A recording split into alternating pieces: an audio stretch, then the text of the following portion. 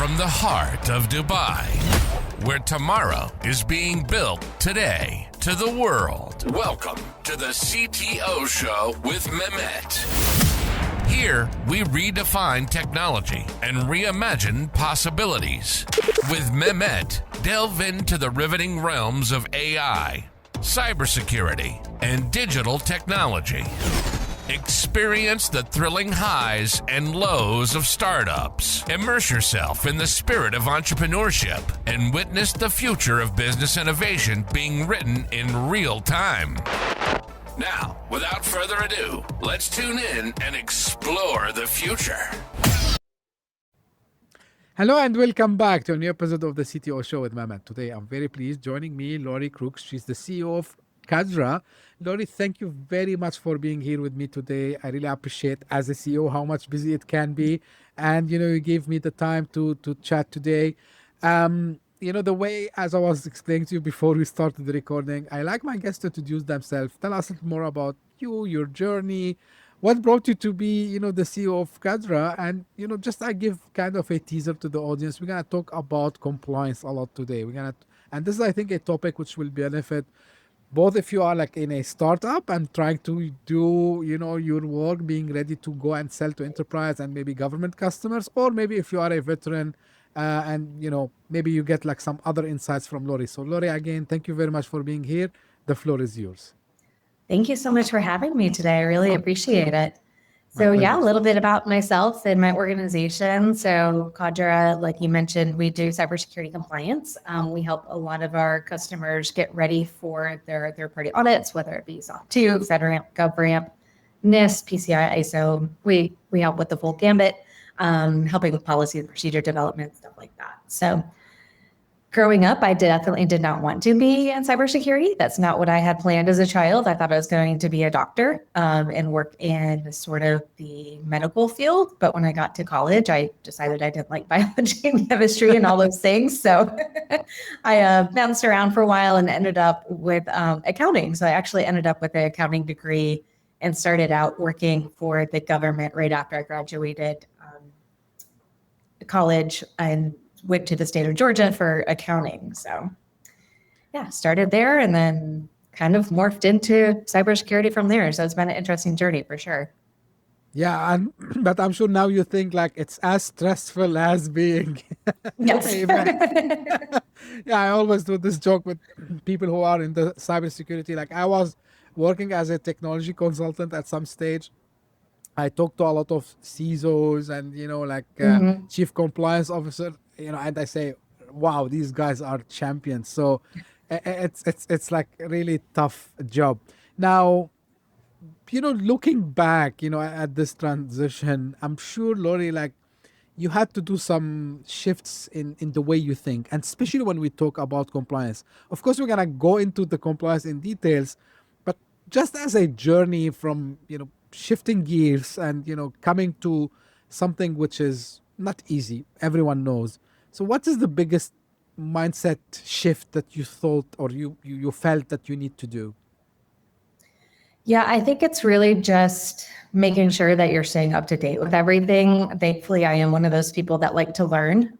So that works out great in this industry because as everybody knows in cybersecurity, it changes from day to day, month to month. When I started out doing cybersecurity, it was physical infrastructure, and we would have to go to data centers and actually audit the servers and make sure things were plugged in correctly, all that kind of fun stuff.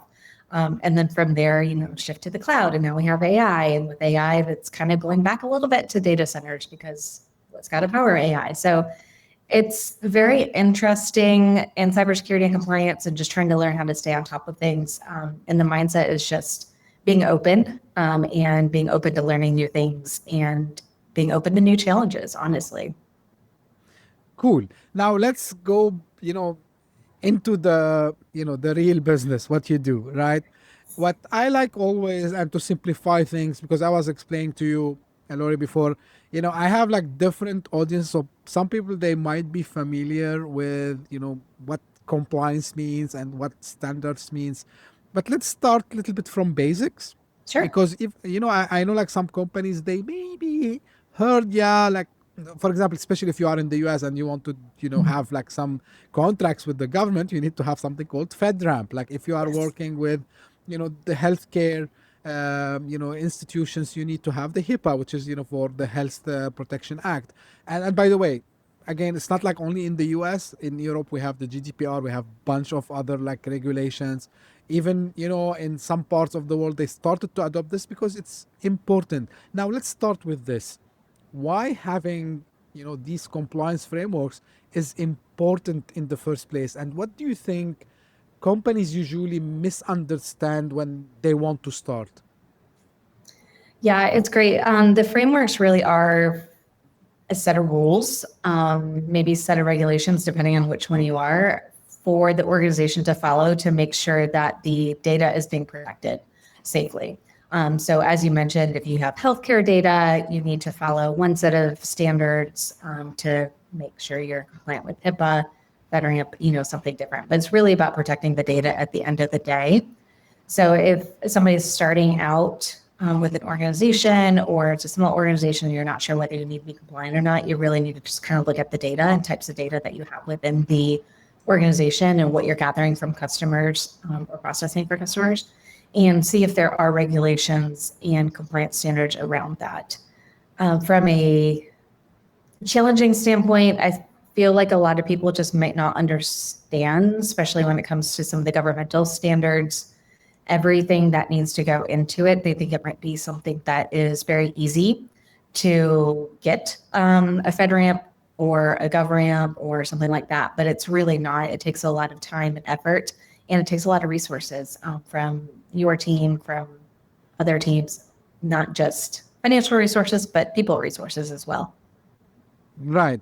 Now, you've worked with wide range of these standards, and I'm sure like each one of these, they would have, their own challenges, but what do you think is the most challenging, vertical that needs to follow? Like which one of these would be like, having the most number of certifications and audits that you need to go through to get that certifications? Like any specific vertical you can mention? I think right now I would say the FedRAMP. So anyone working with the government, and that has a product in the cloud and wants to sell to agency, I think that right now is the hardest vertical, only because you have to have a federal agency to sponsor your product. And that's where a lot of people kind of struggle, is they might have all the controls in place, but they might not be able to find an agency to sponsor them right now.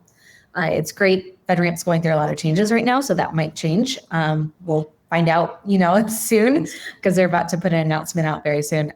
But yeah, I would say FedRAMP, and FedRAMP is very specific too about what things have to be in place, how long passwords have to be, how long you have to, do inactive accounts. So they have a lot of very specific parameters that you have to follow, versus some of the other standards are a little bit more open. Now, the question, Lori, that also, because I discussed this with some founders sometimes who are especially, in the SaaS space, and they think that following, or let's say getting, these certificates is like one-time job and then we're done. So from an expert, and let's hear it from you, how the journey begins, and how much time and effort these organizations would need to keep putting, so they keep their certifications valid, they make sure that they're still on the standards. And you just mentioned, like you said, like FedRAMP would have kind of a update, and maybe we know like the other ones, the ISOs, the SOCs, the plenty of these, Yes. Always they change. So me, as someone who have the responsibility of first ensuring that when I go talk to customers that your data is safe, it's kept private and all this, where do I start, and what's my journey looks like? And especially I'm asking you this, Lori, to take us on this journey from maybe customers you onboard, how that onboarding looks like, and then what they should expect after they get the audits done. Sure. So it's not a short journey, as I mentioned, even for some of the smaller organizations. I'd say it's If you're onboarding with us, we would take time to kind of go through the organization as a whole. Like I said, it really focuses on the type of data that you have. And then we would talk about the type of compliance standards that you would have to be compliant with based on the data that you have. And then from there, we would help you prepare. We have a lot of partners who are audit firms, CPAs for SOC, 3PAOs for FedRAMP. We have, QSA partners as well. So depending on the type of compliance framework that the organization needs, we would pull in one of our partners to actually be the audit. But at Cadra, we would help you kind of work through the controls that have to be in place, making sure that they are in place. If they're not, we'd help with remediation and implementation.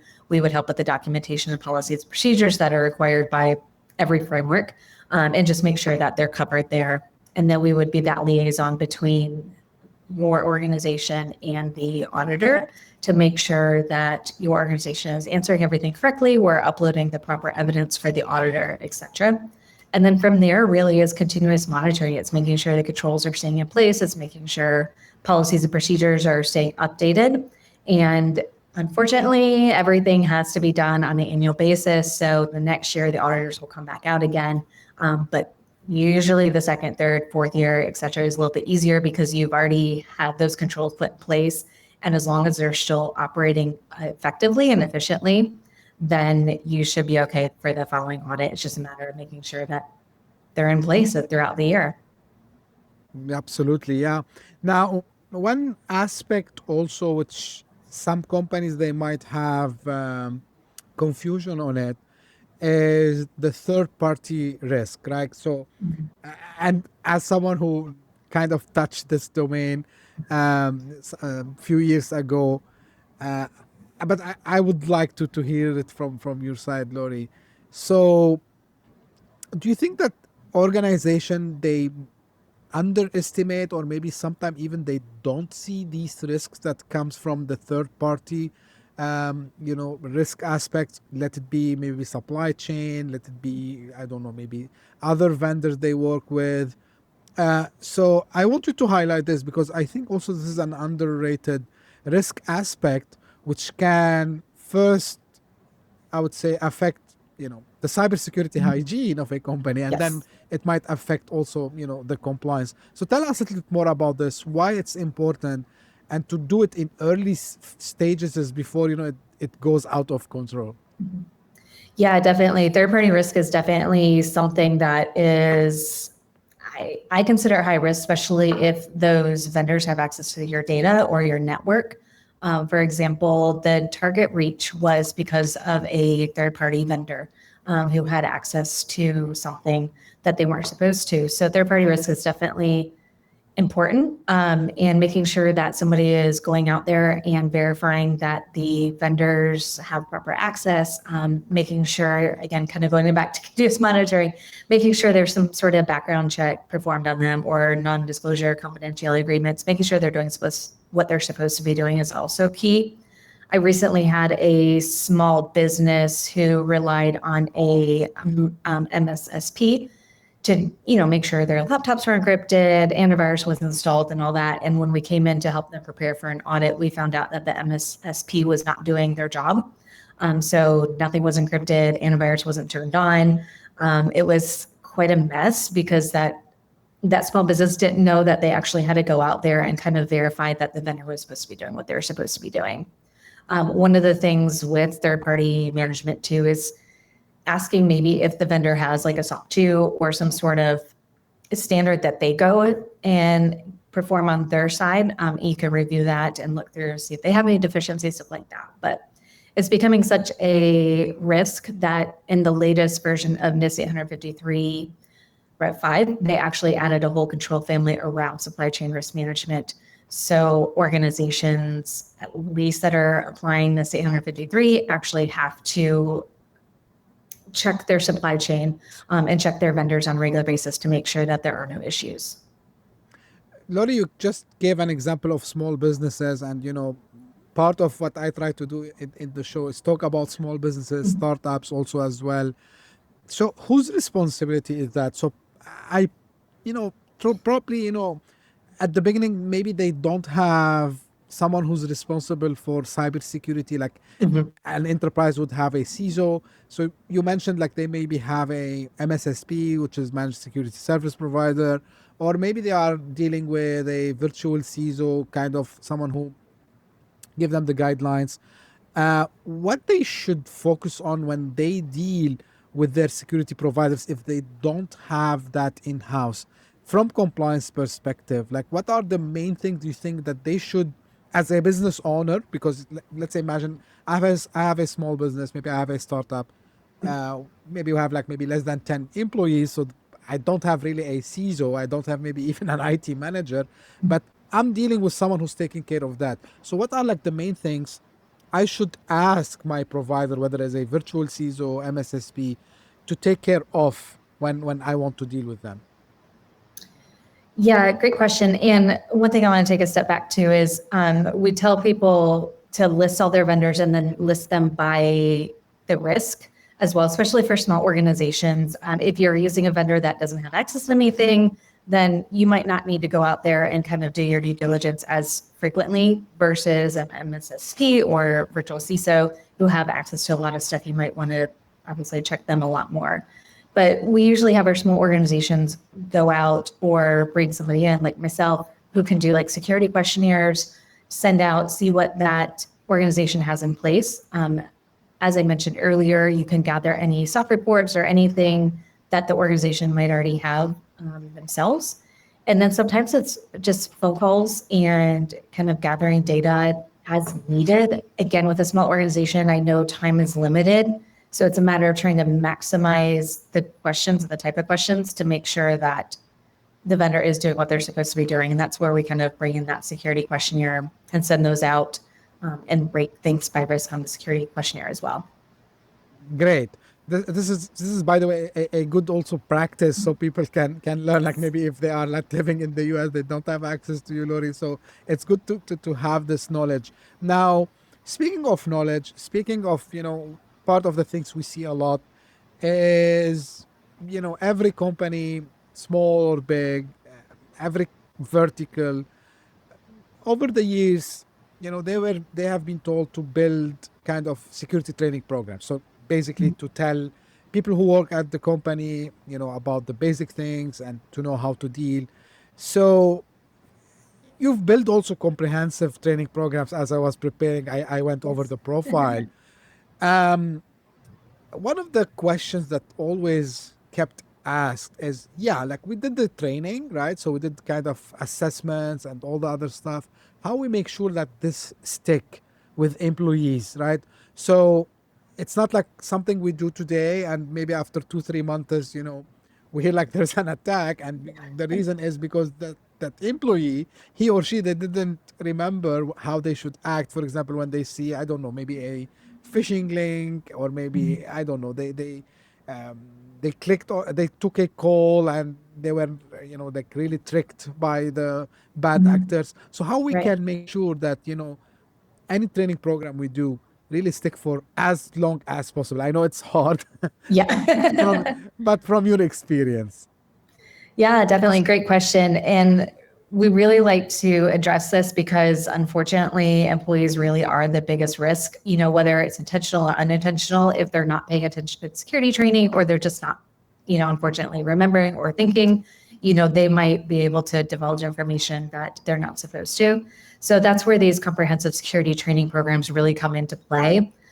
Usually for these, we like to hit it at a few different angles, a few different ways. So we will do your basic security awareness training usually upon hire, and then annually. And then on top of that, we'll maybe do like monthly bulletins. A lot of organizations now have started monthly phishing campaigns where they're actually going out there and testing the employees to see whether they are clicking on the phishing link or not. And if they are clicking on the phishing link, then they know that employee needs to go through additional training. Also posters. I know it's a little bit different with everybody virtual, but maybe like banners. Again, just reminders in different ways to be able to have the employees remember, don't click on links that you're not supposed to, don't share your passwords, just basic training like that. And then every October is actually Security Awareness Month. which I think this podcast is coming out probably sometime around October-ish. So we like to do a lot of different things around that month as well, making sure that, again, there's, town halls, maybe going through security stuff, sending out various emails. Any of the security training programs can also be gamified right now. And then we also have some organizations that will send, just like quick 30-second, 1 minute, like training videos that look more like kind of a cartoon, again, just as a reminder. So I think a comprehensive security awareness training program is really layered with a bunch of different things to catch everyone's attention and keep it top of mind. Great. Another thing which I'm curious to know your opinion about, Lori, and it's an old debate. Like the more we have these policies, the more we have these, let's call it paperwork, and sometimes like extra effort. People tend to complain, and then they start to say, "Oh, like this is affecting my productivity. I don't want to change my password every I don't know how long, right?" So, and sometimes even I very rarely have seen it, but I've heard about even some situations where someone took it personally. Oh, you don't trust me, right? Why are you asking me this? So, what have you seen working, in making sure that taking care of the compliance, taking care of having the right security measures doesn't slow us down and doesn't affect on the company culture overall, I would say? Great question. And I think some of it too just depends on the company culture. We find organizations that take security awareness and compliance seriously from the top down to the bottom usually have less people who are complaining about things because they understand how important it is within the organization, especially if the CEOs and the CTOs and stuff are promoting it throughout the organization and they understand how important. Usually if it's not top down, it's a little bit harder. But yeah, usually when organizations have those types of issues where people are complaining on a regular basis, we kind of take a step back and see if there is anything alternative that we can put into place. You mentioned passwords.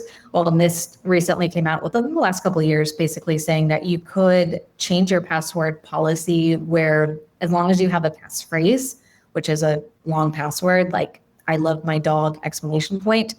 Where it's a certain amount of characters, you actually don't have to change it as much. And so it's a matter of kind of reviewing what people are complaining about and seeing if there are alternatives in the space where you can still meet the control, but maybe do it from a different way. And we call that a compensating control in the compliance world.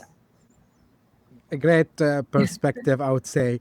Lori, of course, I think since I started the podcast and my luck that I started almost the same time where ChatGPT came. So it was kind of an imperative for me to ask about AI. But, joke aside, how have you seen the role, not only AI has been there for a long time with us, I know, but I mean, the new generation of the AI, like ChatGPT and other tools, generative AI and automation, because I know, like, I always stress, like, it's not only AI, it's always AI and automation.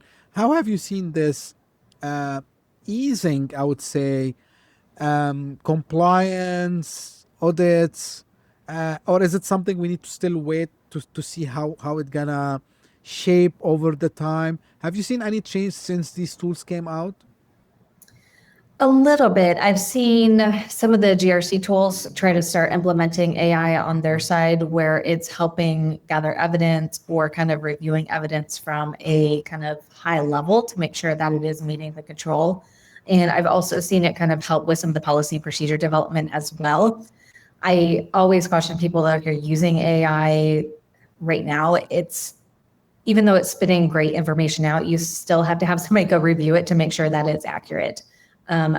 Just from an example that I've used, I try to create a policy based on this 853 once, and it did a good job, but also it had like wrong controls in place and wrong headings for some of the controls. So it's not always 100% accurate. So you might be able to use it to gain efficiencies, but just make sure that you're checking to make sure that what it's providing back is accurate. Lori, another thing which I'm not sure if you started to see now, we started to see AI acts and regulation for the AI. Do you think we are ready, or we gonna still wait for some time before because these regulations are, like the technology itself is still emerging. So do you think we are really ready to have a standard? Like, for example, again, I'm getting the excuse from my from my audience because I'm going a little bit technical today. Let's say for banks, everyone, I think even any normal person have seen the PCI DSS before, like the word, which is the compliance for banks or any financial institution, which is basically you need to keep the data secure, safe, it's not tampered. Same thing for HIPAA for the healthcare and so on. Now with AI, and of course, like these standards and regulations evolve over time, and kind of they are like not changing every, let's say, couple of months. They change every couple of years. Now AI itself is changing so fast. So do you think we are ready to really put these regulations and frameworks now, or at the time being we still stick with whatever vertical we are in and we make sure that the AI is compliant with these regulations? How are you seeing AI regulation space going? Yeah, interesting. There are actually a couple new AI frameworks out there that I've seen a couple of my organizations starting to implement. ISO has one, 42001, and then NIST has an AI cybersecurity framework as well. And so I've seen organizations kind of do their regular PCI, HIPAA, NIST, and then pair it with one of those ISO or NIST standards for AI, especially the larger organizations, because they know their employees are using it, but they want to make sure it's somewhat regulated, especially from a security and compliance standpoint. You don't want your employees putting sensitive information to AI because you don't know where it's going on the back end of it, unless they're using like enterprise version or something where you're not using that data for training. So we definitely prefer people to pair it with one of the AI frameworks if they can. And then, like you said, PCI, HIPAA, I think they're going to eventually catch up, but they're just not there yet because it does take a while to kind of get those updates, go through the drafts and get them published from start to finish to get a new version out. Yeah, funny enough, before I come to record this episode with you, Lori, like I was talking to a friend and we were just discussing the same thing because he was talking to some founders, AI founders, of course, they are very excited. The thing that, came to discussion is about data that can be leaked. Let's say I would not call it legitimate, but coming out of ignorance. So maybe I would go, we are not a public company, and I go, for example, as a financial analyst within the company and say, hey, like last quarter we did this, and we are projecting that, and then I put it in a ChatGPT, Gemini, Claude, and of course, like a DLP, which is like data loss prevention, data leak prevention systems, usually they would be able to detect it if you are like getting a file outside of the organization, you're trying to access like something. But this, I'm sitting at home, right? I'm not on the company network, and I go open ChatGPT, which no one can tell me no, you're not allowed to, and I put these things, and this is where we're seeing kind of I would call it unclearness, if the term is correct, or like a little bit kind of people are lost. Like, what should we do? And this is maybe back to the training and all the things. So, do you think also this part should be part of the trainings that we give to employees? That hey, don't put sensitive data in your LLM, right? Yes, definitely. Yeah, it's really important right now to update those trainings to make sure AI is, included. Like you said, there has to be some sort of safe use for it. Don't put company financials in, don't put company sensitive information in, because again, we don't know where is going on the back end and where it might turn back up, because a lot of this is being used for training purposes, and it might end up somewhere that it's not supposed to be. Great. Now, I'm going to shift gears a little bit, Lori, and ask you about your entrepreneurial journey. And you are a solo founder, which I know from myself, it's not easy. No. But to your, if now when you go and look back since you started it, what do you think the biggest surprise that you figured out and you didn't know about it before really being an entrepreneur, and especially and let's be honest about it, in a male-dominated field like cybersecurity? Yeah, there's a lot I can say on that. Please. But yeah, I would say I've been in the industry probably about 8 years now. Well, not the industry. I've been in the industry 20 years, but I've owned Cadra for 8 years now. So I've learned so much about myself through the process as well. Like I always knew I didn't want to report to somebody. I'm not somebody who likes to be micromanaged. Like I knew after a couple of bosses, I'm like, I'm done. I'm out. I need to do this myself. But it's not just doing the work, it's learning. You have to learn sales. I am spending a lot of time with somebody now learning how to maximize the efficiency on my CRM. I have to do the marketing. I have to do the networking. It's so many hats as a solopreneur. And I have a small team with me, but it still always lands on me right now. So it's been a learning journey. I've grown, like I said, personally a lot. And it takes a lot for me to put myself out there, especially in a room full of males, to be like, hey, I'm here. I own my own organization as well. Let me help you, and bring those kind of people in to help me, or bring in those where I can help them on an organization side or a client side. I'm not sure also, Lori, if maybe, I'm sure you face it. I'm not sure if you still face it till today, especially in technology in general. And when you go and wear your advisory / consultancy hat, and people, they ask you, okay, like, how big is your company? Okay, I'm a solo founder. Versus, without mentioning the names, but people would guess. And then, I can actually mention like the big fours, they have, right, like some practices for cybersecurity. So did you feel at some stage, oh, like it's a challenge, I would not be able like to compete there? Or actually you find your own niche, right? And then you said, okay, let me focus on this. I will build, my base there, and then I can go and target like bigger customers. If you can share this, and the Sure. shift of the mindset, because I believe this would be so inspiring for fellow solopreneurs and entrepreneurs. Yeah, definitely. I would say both. I definitely am intimidated by the big four, but I also know there's no way I'm going to compete with them right now. So I actually feel like I found my niche with some of the FedRAMP documentation. I was finding that people didn't know how to write those system security plans for FedRAMP.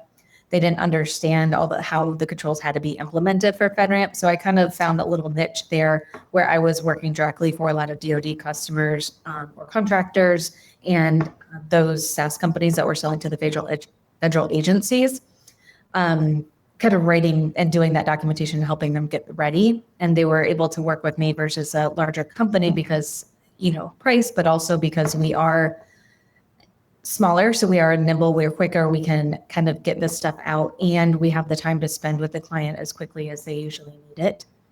It's been a learning journey though, kind of with that niche, especially going back to AI, we're finding not as many people need those documentation services. So now I'm having to figure out, okay, where can I pivot my organization and use AI either as a tool or find another little niche where I can compete, with some of those slightly larger organizations, versus just the big organizations. So it's going back to the beginning. It's always learning in cybersecurity and owning a business.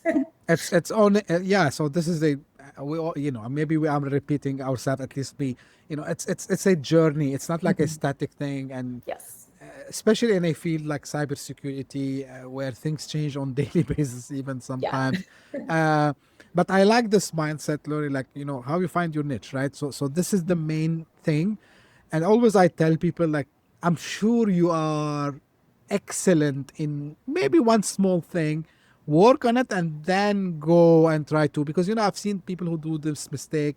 They try to do everything at the same time, although they are good, even excellent, but because they're trying to focus on multiple things, they not fail, but like they suffer, finding clients fast and closing deals faster. So looks like you find this balance of focusing on one thing and then expanding it to the rest. Now, maybe also like a question as an opinion here. Again, to the point that we don't see a lot of women in cybersecurity. Do you think that, although like in the recent years, and I had some guests even on the show, even founders, for some like great names, but what we can do more to encourage more women to be like, I'm happy to see like more women in tech in general, but to have women in cybersecurity, at least I can tell you here in Dubai and in the Middle East where I am, I started to see recruiters in cybersecurity who are women, and they do perfectly good. They understand, the ins and outs. When they talk to vendors, they talk their language. But to have like more, I don't know, people like yourself who are consultants, advisors, or maybe who works hands-on experience. Like I didn't see much, for example, SOC managers. I didn't see much, MSSP, except maybe one or two, even they were my guests on the show. How we can encourage more women to be in this? And I'm asking you this, Lori, because I know women, they are, they will be more passionate about this because it needs details, and women are better than men in this. So how we can encourage more people and letting them forget about the stressful part? Yes.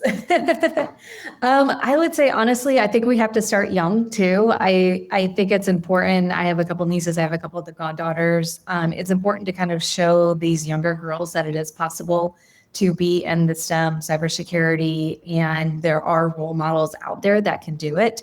And then kind of from that too, I would say there are organizations out there. There is one, at least in the US, called Women in Cybersecurity, where I actually mentor some of the younger women through that program, and help them kind of find their spot and role in cybersecurity. So that's definitely one of my passions, is trying to help other women in this space feel comfortable in this space, because again, I have been in it for so long, and I want other women in there too. It's not always easy. Like I said, walking into a room and you're like one of 3 women in a room of 100, people. So I definitely want to encourage other women to know that it is possible to go out there. It is possible to do it. And cybersecurity it's interesting. It's great to learn. The world is your oyster, basically, once you're in this industry. You can do technical, you can do compliance, you can, just do advisory services. There are so many different, I would say, areas in cybersecurity that women can find themselves depending on what they want to do as well. Yeah, in general, as you mentioned, and this is regardless of the gender, this is the cybersecurity domain is so big that you can specialize in multiple things. And by the way, Lori, I think it's the first time I discuss with a guest the compliance part. Like we talked about many other aspects in cybersecurity, and the chance is to meet you today and discuss this, because again, I want to stress that this is important, especially if you are a startup. And to your point, Lori, if they gonna go for these like bigger customers, they're gonna ask you about show us your FedRAMP if you're working with government, show us your SOC 2, show us like your ISOs. And this is where I think you, Lori, would come and help them, in getting in shape and prepared for that. Now, as we are almost close to the end, if you want to advise mainly founders, because I like to give the new generation advices, not only from me, from my guest, what areas, whether it's cybersecurity or not, you advise them to really not neglect at all cost? I think it comes down to protecting the data of your customers. I think that would be it would ruin the business if you lost your data, your customers' data. So whether that be making sure proper access controls are in place, making sure that data is encrypted, making sure it's limited to only specific personnel, make sure that there is protection around that data where that data is not going to be compromised. I think that's really where you need to start. And any of the cybersecurity frameworks that you look at are going to talk about that anyways. So as long as you start putting controls in there to protect that data, I think that's where you really need to start, and then you can grow from there. Great. Finally, Lori, where people can get in touch and if they want to learn more about your services? Sure. They can go to my website, Cadra, CADRA.com. I'm also on LinkedIn. We do a lot of posts there. So I would say one of those 2 places, you can schedule a call with me, learn more about what we do, and I'd be happy to talk to anybody who reaches out. Great. Again, thank you so much, Lori, for being here with me today. I really appreciate the time. I appreciate also the information you shared, the hints you shared, and also the lessons you shared with us today. For the audience, they don't have to look for the links or, rewind or do anything. So everything will be in the show notes.